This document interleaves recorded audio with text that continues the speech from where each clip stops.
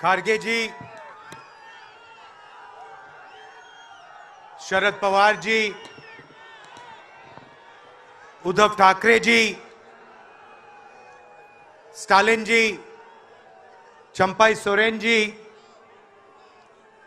Kalpana Soren ji, Tejashwi Yadav ji,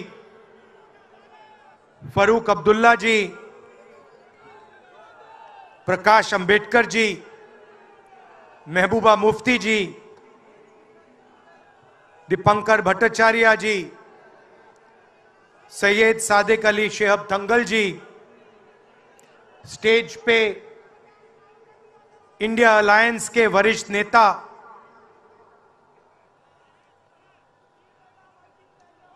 honourable CWC members, Congress और गठबंधन के प्यारे कार्यकर्ता, भाइयों और बहनों, देशवासियों, आप सबका यहां बहुत बहुत स्वागत।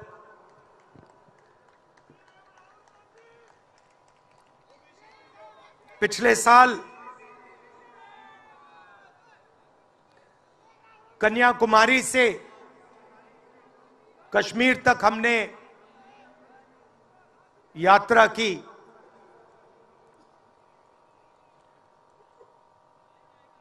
यात्रा करनी पड़ी। अगर मैं अपने आप से पूछता 2004 में, 2010 में, 2014 में कि मुझे 4000 किलोमीटर कन्याकुमारी से कश्मीर चलना पड़ेगा, मैं ऐसी बात सोच भी नहीं सकता था।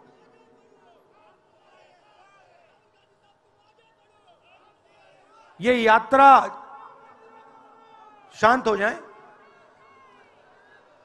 ये यात्रा हमें क्यों करनी पड़ी? क्योंकि देश का जो कम्युनिकेशन का सिस्टम है, चाहे वो मीडिया हो, सोशल मीडिया हो, वो आज देश के हाथ में नहीं है। जनता के जो मुद्दे हैं, बेरोजगारी, हिंसा, नफरत, महंगाई, किसानों के मुद्दे,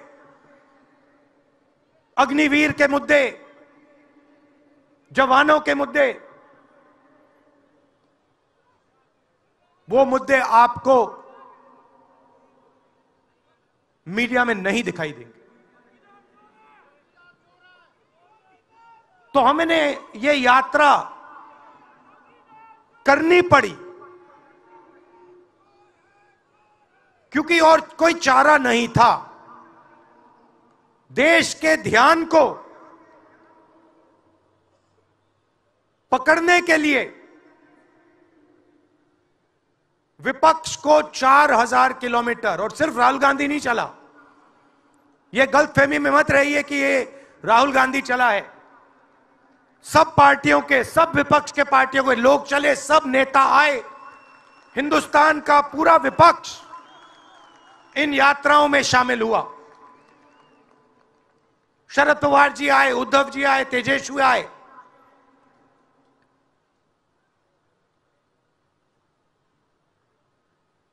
सोशल मीडिया में भी आप गलतफहमी में मत रहिए। किसी ने कहा कि सोशल मीडिया एक रास्ता है, सोशल मीडिया रास्ता नहीं है, उस पर भी कंट्रोल है। अमेरिका की कंपनियों पर दबाव है।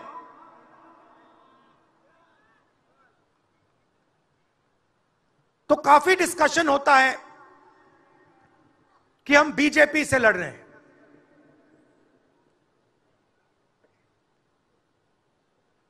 लोग सोचते हैं कि हम सब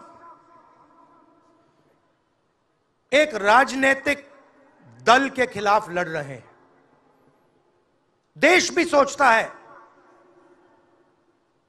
कि ये जो नेता स्टेज पे बैठे हैं अलग अलग पॉलिटिकल पार्टीज से हैं, ये एक राजनीतिक पार्टी से लड़ रहे हैं। ये सच नहीं है, ये गलत है। हम राजनीतिक पार्टी से नहीं लड़ रहे हैं और यह समझने की जरूरत है। हिंदुस्तान के युवाओं को यह बात समझनी होगी। कोई और कहता है ये सब लोग एक व्यक्ति के खिलाफ लड़ रहे हैं, नरेंद्र मोदी के खिलाफ लड़ रहे हैं। नहीं, हम एक व्यक्ति के खिलाफ भी नहीं लड़ रहे हैं, ना हम बीजेपी के खिलाफ लड़ रहे हैं, ना हम एक व्यक्ति के खिलाफ लड़ रहे हैं। एक व्यक्ति को चेहरा बनाकर ऊपर डाल रखा है।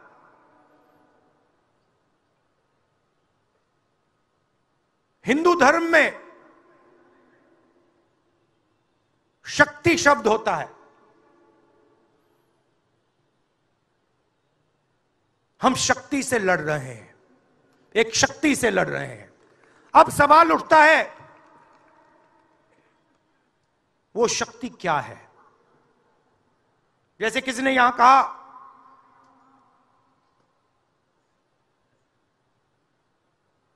राजा की आत्मा ईवीएम में है। सही है, सही है। राजा की आत्मा ईवीएम में है।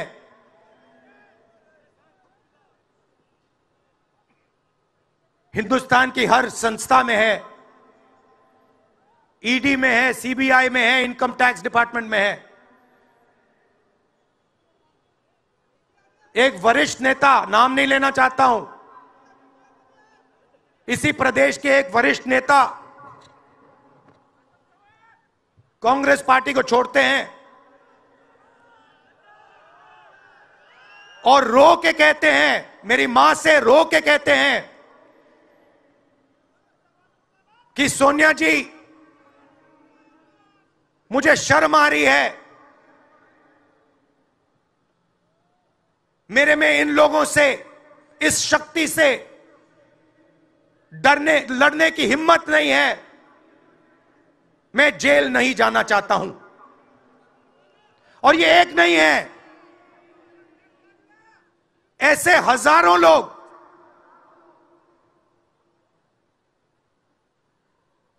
डराए गए हैं। क्या आप सोचते हो शिवसेना के लोग, एनसी के लोग ऐसे ही चले गए? नहीं, जिस शक्ति की मैं बात कर रहा हूं, उन्होंने उनका गला पकड़कर उनको बीजेपी की ओर किया है और वो सब डर के गए हैं।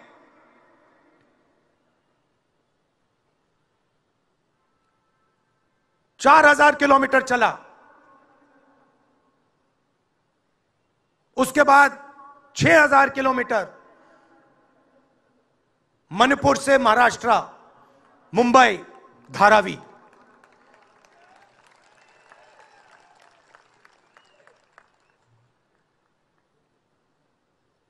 क्या मैंने देखा, क्या सुना, मैं आपको समझा नहीं सकता,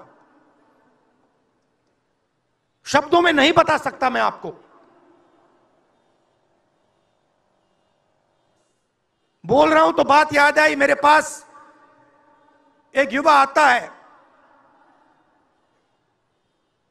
जीप पर कूदता है, सिक्योरिटी वाले उसको मारते हैं, दबाकर मारते हैं, तब भी वो आता है, हाथ पकड़ता है, आंख में आंसू, मुझे कहता है राहुल जी मैंने 3 साल हर रोज सुबह रनिंग की, पुलअप्स की, पुशअप की, दंड बैठक, सब कुछ मैंने किया। मेरे दिल में देशभक्ति थी। मैं चाहता था कि मैं लद्दाख में जाकर, ठंड में जाकर, ठंड में कांपूं, देश के दुश्मनों के सामने कांपूं, और एक दिन अगर मौका बने तो उनकी गोली भी खाऊं। यह मैंने सोचा था। राहुल जी, अग्निवीर लागू कर दिया। मेरे देश ने मुझे धोखा दिया है। नहीं, तुम्हारे देश ने तुम्हें धोखा नहीं दिया, तुम्हारी सेना ने तुम्हें धोखा नहीं दिया, उसी शक्ति ने तुम्हें धोखा दिया है। नरेंद्र मोदी भाइयों और बहनों सिर्फ मास्क है, मुखौटा है। जैसे ये बॉलीवुड के एक्टर हैं, उनको रोल दिया गया है कि भैया आज सुबह आपको यह करना है, कल आपको यह बोलना है, परसों आप यह करोगे, सुबह उठ के समुद्र के नीचे जाओ, चलो सी प्लेन में उड़ो। 56 इंच की छाती नहीं है, खोखला व्यक्ति है।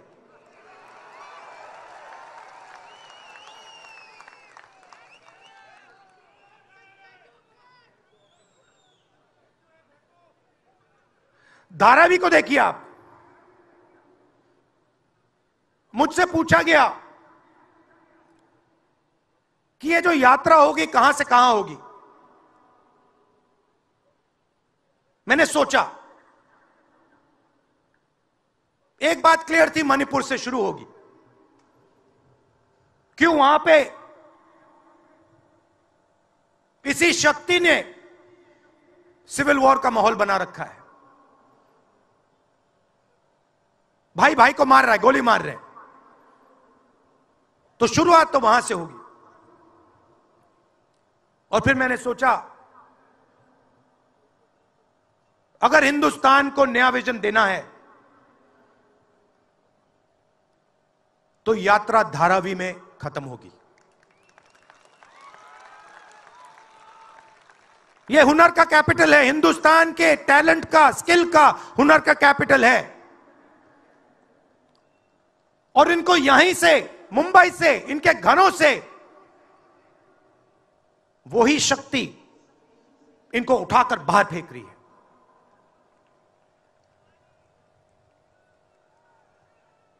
एक साथ मिलकर वही शक्ति इन लोगों की जिंदगी बर्बाद करने में लगी हुई है। मैं आपको इस स्टेज से बता रहा हूं, चाइना में एक शहर है, उसका नाम शेंजन है। सच्चा मुकाबला उस शहर से है जो आपको मीडिया में कभी कोई नहीं बताएगा। धारावी शेंजन का मुकाबला कर सकता है। बैंक के दरवाजे इन बच्चों के लिए खोलो, इन बच्चों को सरकार की मदद करो, और फिर देखो ये शेंजन का क्या करते हैं। उठा के परे कर देंगे शेंजन को ये लोग। Made in Mumbai, made in Dharavi, made in China को उड़ा के हटा देगा, परे कर देगा। मगर नहीं, 22 लोग हैं यहां पे, 22 लोगों के पास उतना ही धन है जितना हिंदुस्तान के 70 करोड़ लोगों के पास है।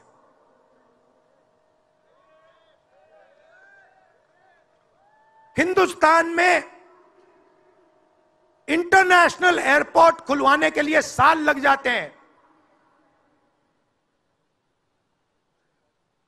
10 दिन में शादी के लिए इंटरनेशनल एयरपोर्ट खुल जाता है।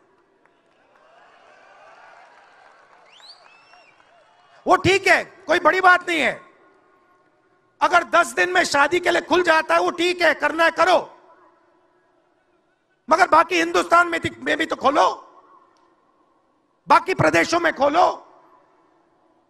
इन्होंने क्या गलती की है?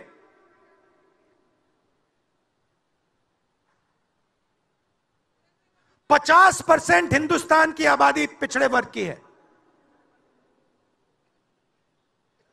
15% दलित, 8% आदिवासी, 15% माइनॉरिटी, 5%, 7% गरीब जनरल कास्ट के लोग। मीडिया के मालिकों की लिस्ट निकालिए, नाम दिखा दीजिए मुझे। दलित का नाम दिखा दो, आदिवासी का नाम दिखा दो, पिछड़े का नाम दिखा दो लिस्ट में। एक नहीं मिलेगा आपको। मैं ढूंढ रहा हूं, महीनों से ढूंढ रहा हूं।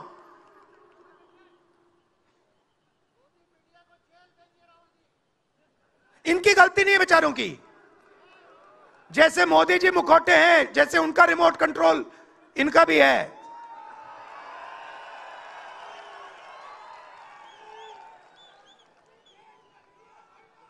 मीडिया में कोई नहीं।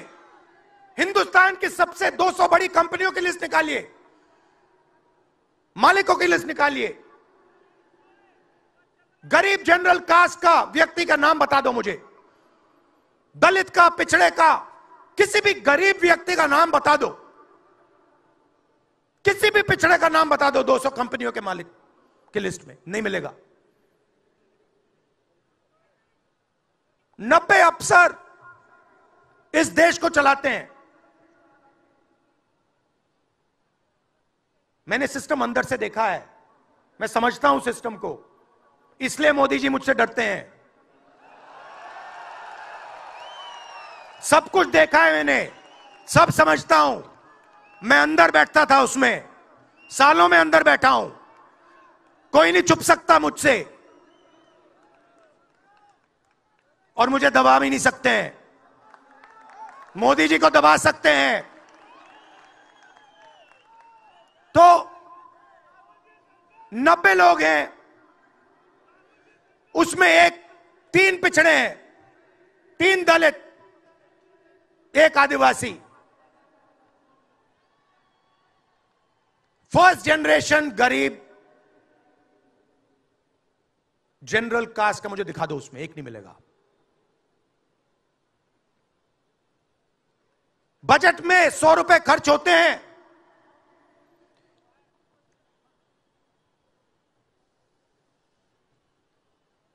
पिछड़े, दलित, आदिवासी सबको मिला दो, 6 रुपए का निर्णय लेते हैं। पॉलिसी कहां बनती है? पॉलिसी ये 90 लोग बनाते हैं, उसमें 200-300 और जोड़ दो।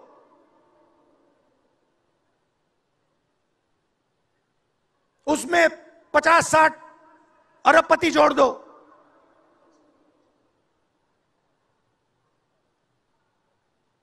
यह है सच्ची शक्ति जो हिंदुस्तान को चला रहा है। और इससे आप कोई नहीं बचेगा, आप में से कोई नहीं बचने वाला। यहां किसी ने ईवीएम की बात की, मैं आपको बता रहा हूं, ईवीएम के बिना नरेंद्र मोदी चुनाव नहीं जीत सकता है। इलेक्शन कमीशन से हमने कहा कि एक काम कीजिए, विपक्ष की पार्टी को ये मशीनें दिखा दीजिए, खोल के हमें दिखा दीजिए ये कैसे चलती हैं, हमारे एक्सपर्ट्स को दिखा दीजिए। इलेक्शन कमीशन नहीं दिखाता। फिर हमने कहा देखिए, इसमें से कागज निकलता है, वोट मशीन में नहीं है, वोट कागज में है। ठीक है, आप मशीन चलाइए, मगर कागज की भी गिनती कर दीजिए। इलेक्शन कमीशन कहता है नहीं, कागज की गिनती नहीं होगी। क्यों नहीं होगी? कैसे नहीं होगी? सिस्टम नहीं चाहता कि ईवीएम की गिनती हो जाए। क्यों? क्योंकि यह सिस्टम आपके धन को चोरी करने का सिस्टम है। ये आप लोग जीएसटी देते हो, उतनी ही जीएसटी देते हो जितना अदानी देता है। 18% शर्ट पे देते हो, उतनी वो देता है। उसकी आमदनी लाखों करोड़ रुपए, आपकी 50,000 रुपए। और फिर देखो पैसा कहां जाता है। कोई भी स्कीम देख लो, फसल बीमा योजना देखो, 35,000 करोड़ रुपए 16 कंपनियों को जाता है। उसमें आपको एक दलित नहीं मिलेगा, एक पिछड़ा नहीं मिलेगा, एक गरीब नहीं मिलेगा। कानून ये 90 लोग बनाते हैं। पैसा जाता है 16 कंपनियों में। और जब हमारे किसान कहते हैं ओला गिर गया, बारिश हो गई, बर्बाद हो गए, वो कहते हैं भैया नहीं, तुम्हें मुआवजा नहीं मिलेगा, ये तुम्हारा है ही नहीं, तुम्हें कैसे मिलेगा, मर जाओ जाके। नरेंद्र मोदी जी का काम आपके ध्यान को भटकाने का है।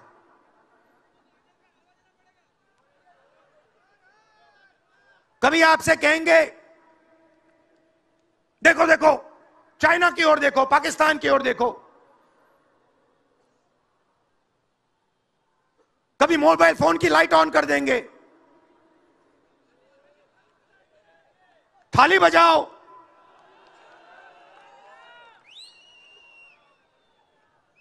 कभी कहेंगे देखो मेरा अपमान कर दिया, जैसे अभी किसी ने उनकी पत्नी के बारे में बोला, अब कहेंगे देखो मेरा अपमान कर दिया, ध्यान भटकाने के लिए। अब देखना होगा।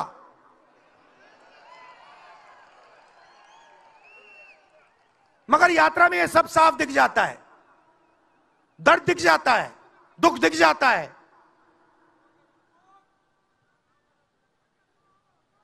चालीस साल से सबसे ज्यादा बेरोजगारी हिंदुस्तान में आज है। मीडिया में आपको एक मिनट के लिए नहीं दिखता।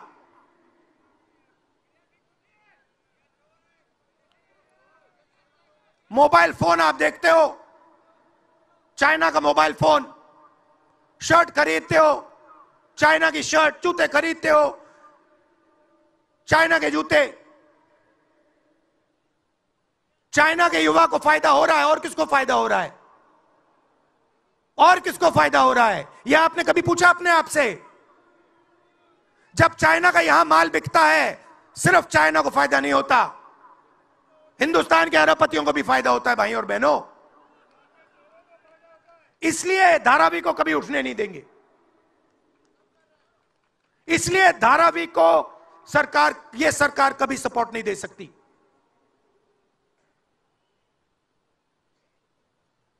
पूरा सिस्टम कंट्रोल में है।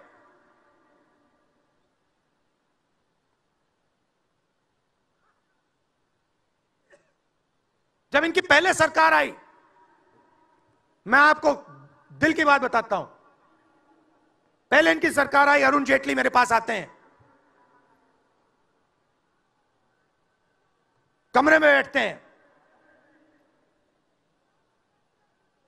और मुझे कहते हैं राहुल, ये जो लैंड एक्विजिशन का मामला है,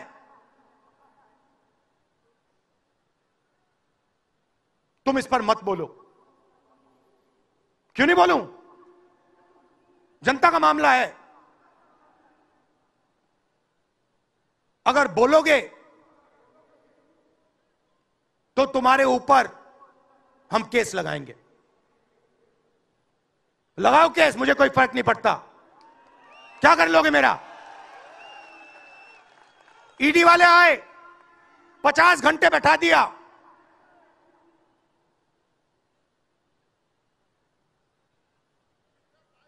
अंत में पता है क्या बोलता है ईडी का अफसर? मुझे पता है क्या बोलता है? कहता है राहुल जी, आप किसी से नहीं डरते हो, आप नरेंद्र मोदी को हरा सकते हो।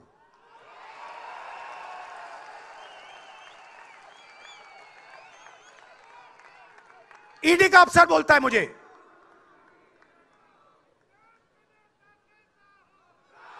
मगर मैं राहुल गांधी नहीं हूं। आप ये मत सोचो कि मैं राहुल गांधी हूं। आप ये मत सोचो कि उद्धव ठाकरे हैं। ये नहीं है, ये हिंदुस्तान की आवाज है। आप देखिए, हर प्रदेश से यहां लोग बैठे हैं। हर व्यक्ति ने अपनी यहां बात रखी। स्टालिन जी ने अपनी बात रखी,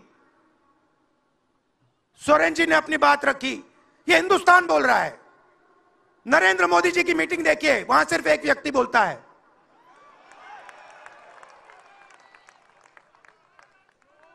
गडकरी जी परे हो जाते हैं, माला के बाहर निकाल देते हैं उनको। इसलिए हमने इसको इंडिया गठबंधन नाम दिया है। ये हिंदुस्तान की रक्षा कर रहा है। ये सब लोग डरे नहीं हैं। ये सब लोग उसी सिस्टम का मुकाबला कर रहे हैं। आज नरेंद्र मोदी के पास भ्रष्टाचार की मोनोपोली है।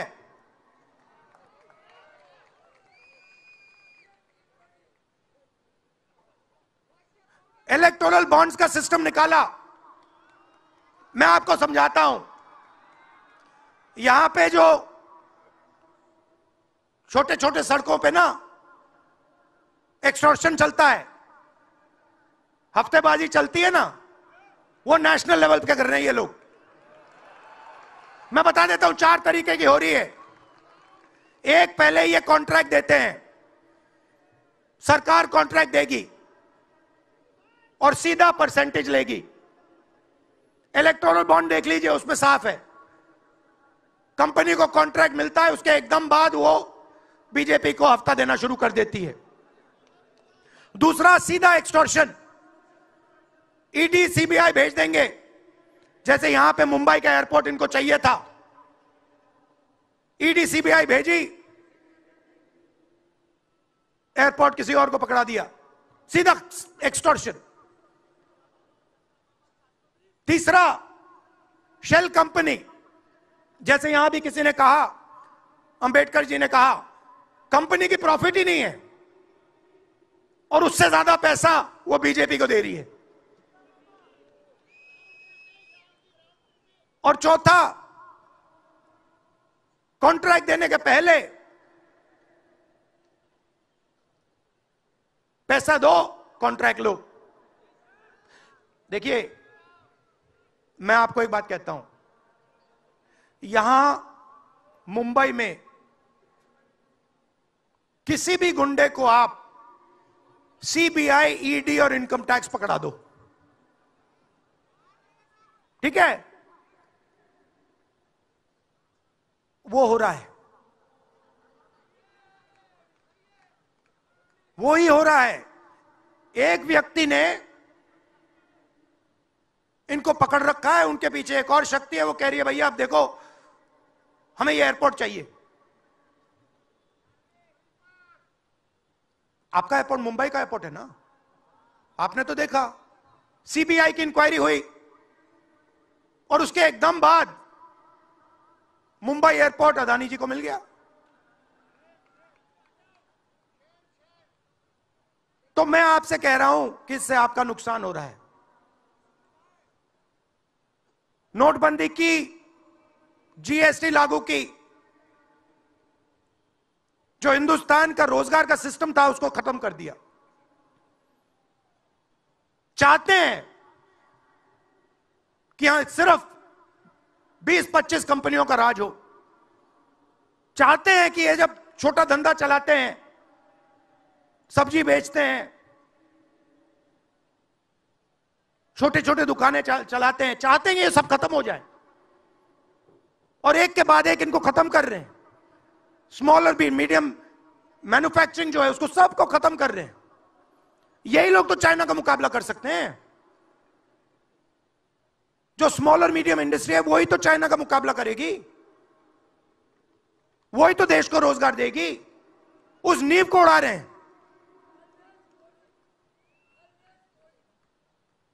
और आपको खड़ा होना पड़ेगा।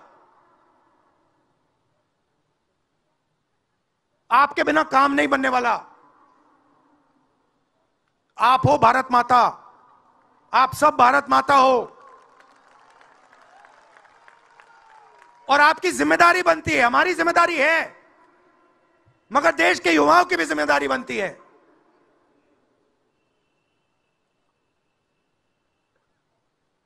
पूरा देश अग्निवीर के खिलाफ है। मैं 4000 किलोमीटर चला, एक युवा ने मुझे नहीं कहा कि अग्निवीर अच्छा लगता है। वो जो रो रहा था मुझे कहता है, राहुल जी मैं नहीं जाऊंगा, मैं नहीं जाऊंगा, मैं अग्निवीर नहीं बनूंगा। और फिर मुझे कहता है, राहुल जी जहां पे पहले हम दौड़ने जाते थे वो सब खाली पड़ा है।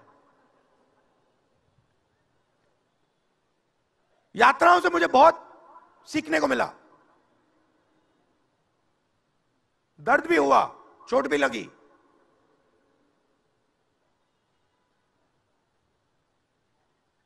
मगर जो प्यार मिला, दिल से जो प्यार मिला,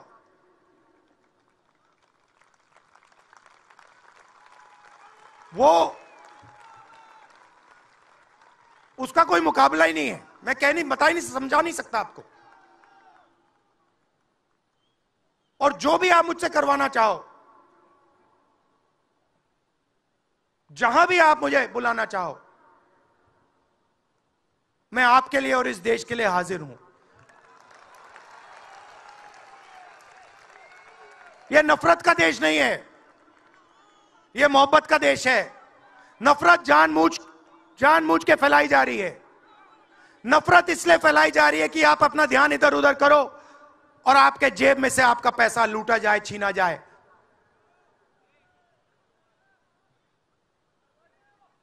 तो नफरत को नहीं फैलने दो। जैसे यात्रा से मैसेज निकला, हिंदुस्तान के दिल से मैसेज निकला, नफरत के बाजार में मोहब्बत की दुकान खोलो। ये हमारे सब महापुरुषों ने कहा है। गांधी जी ने कहा, बुद्ध भगवान ने कहा, राम जी ने कहा, यही कहा। अगर राम का, बुद्धा का एक ही मैसेज है, नफरत के बाजार में मोहब्बत की दुकान खोलो। धन्यवाद। धन्यवाद, बहुत बहुत धन्यवाद राहुल जी।